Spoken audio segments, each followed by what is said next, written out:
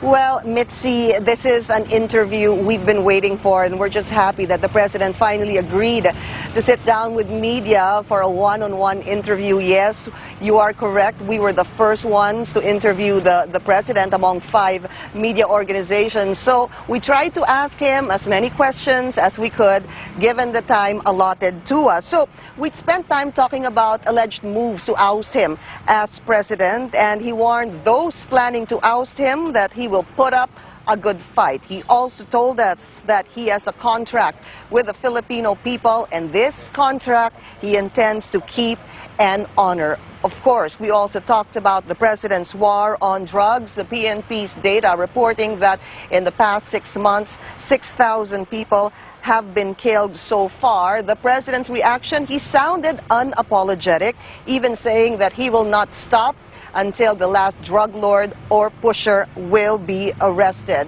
And towards the end, I also had to ask him, Mitzi, when should media take him seriously, and when should we know that the president is just kidding? Here's the president in his own words. Look at my eyes. Look at my rage. Nilalaro ko kayo. Mahilig talaga ako gano'n. Alam ng team ninyo, mahilig ako magbitaw ng kalokohan. When I said, for example, na magdasal ako sa... Akala ko, magkasabi ko, nagsabi ng Diyos sa akin na ganito rin yung mga gagastos ng panahon, magsusulat, criticize before something. Istorya mo lang yan. Wala pala kayo.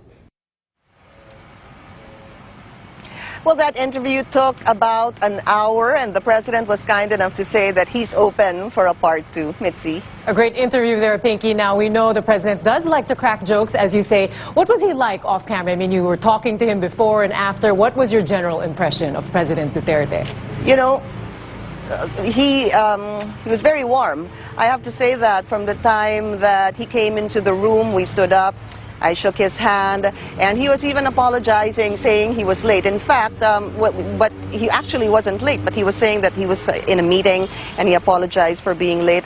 And, you know, the moment you sit down, he just really makes you feel comfortable and at ease. I was very nervous. I have to say that. I will admit to that, but that nervousness kind of disappeared as we began the interview, Mitzi. Well, definitely didn't show. Thank you very much, Pinky Webb, reporting to us there from Malacanang. And that interview is still trending on Twitter.